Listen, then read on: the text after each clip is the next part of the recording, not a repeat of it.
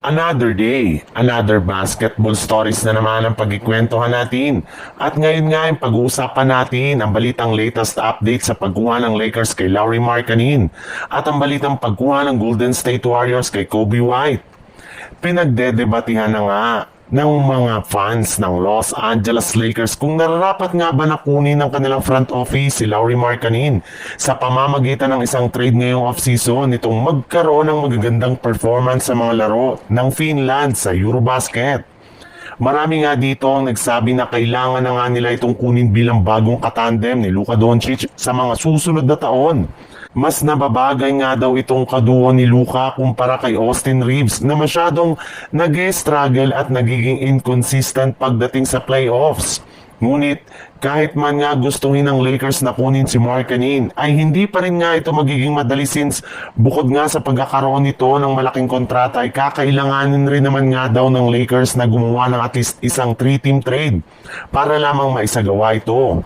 Ibig sabihin, kailangan nga nilang maghanap ng isa pang kupunan na tutulong sa kanilang Utah Jazz para makapagsagawa ng isang blockbuster trade ngayong offseason o di kaya sa darating na trade deadline.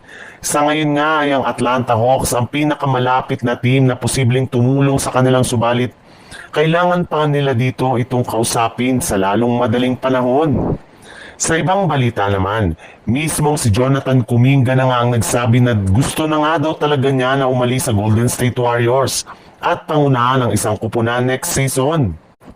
Kaya no choice na nga ang kanilang general manager na si Mike Dunleavy na i-trade ito kapalit ng isang bagong point guard na magiging kapalitan ni Stephen Curry sa kanilang rotation. At isa nga sa mga target nila ditong kunin ay si Coby White ng Chicago Bulls na kasalukuyang available ngayon sa trade market ngayong off-season.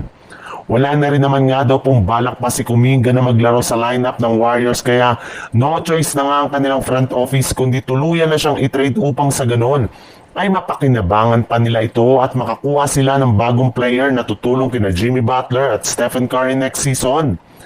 Ilang linggo na lang naman nga bago magsimula ang kanilang mga laro kaya kailangan na nga nila na magmadali sa pagkuha ng bagong player.